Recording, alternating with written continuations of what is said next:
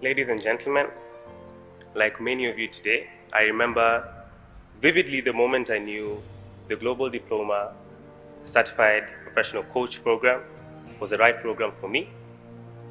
Many years ago, a little over 22 years ago, when I first met Aileen Laska MCC, I knew I had to have this coaching thing that she's preaching about. Now, although my coaching journey did not begin 22 years ago, it also didn't begin 9 months ago when I first enrolled for the diploma.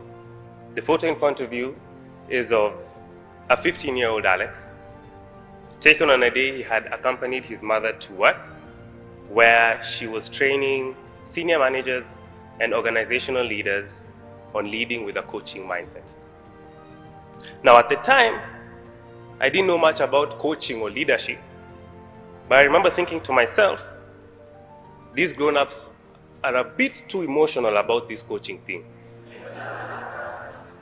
Some were even in tears, exclaiming, "I'm no longer dictating, commanding or telling, but listening, empowering, understanding." Around the time this photo was taken, an interesting shift occurred in my life. You see, growing up, I wasn't one you would necessarily describe as academically gifted. Never the top of my class. And this was painfully evident during my times in school, where the school administration would post exam results on a public board, listing each student's performance ranked from top to best. Now, as you can imagine, in a list of over 150 students, for most students, it was a difficult task to find your name and therefore your performance. Not for me, lakini, and it wasn't because I was at the top.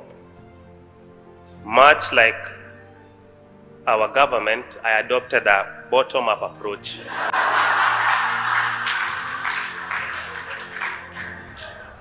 And in no time I knew just how I had performed.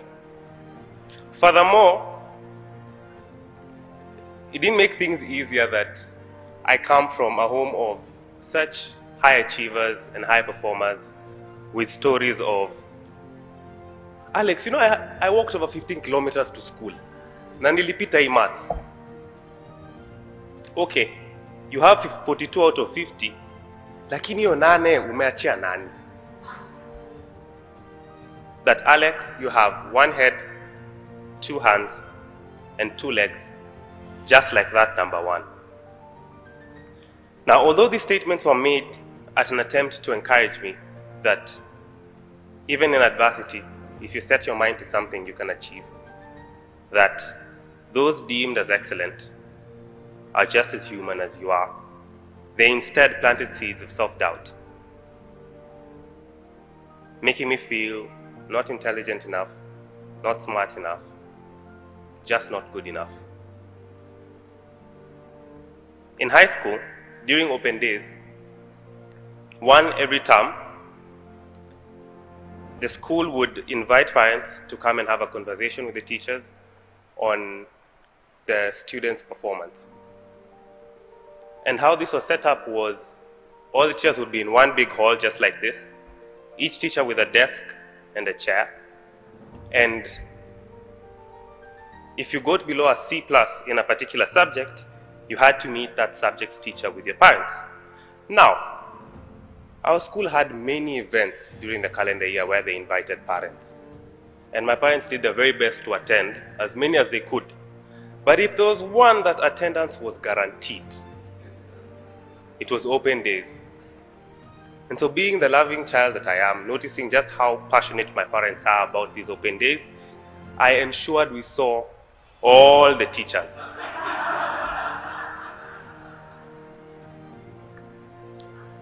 Now, during one of these open days,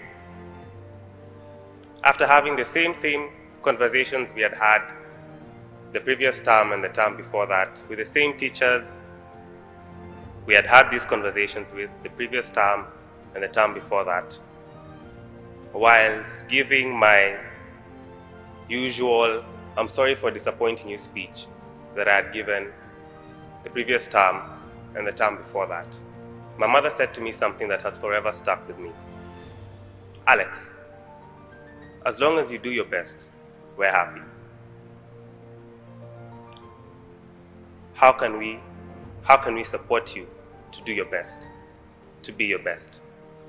You see, ladies and gentlemen, elevating human greatness for Alex was finally shifting the narrative from your success is defined by everybody else's expectations of you to you define your own success.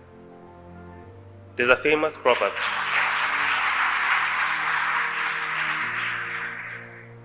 There's a famous proverb on not fishing for the man, but rather teaching the man to fish.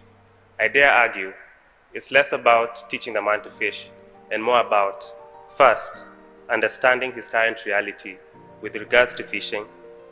Why is it important? Why is fishing important to them?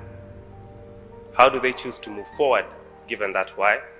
And then finally, what kind of support would be most meaningful to them?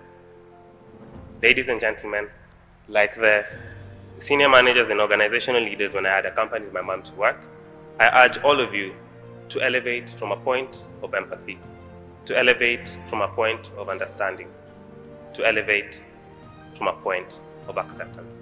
Asanteni sana, Mungu awabariki.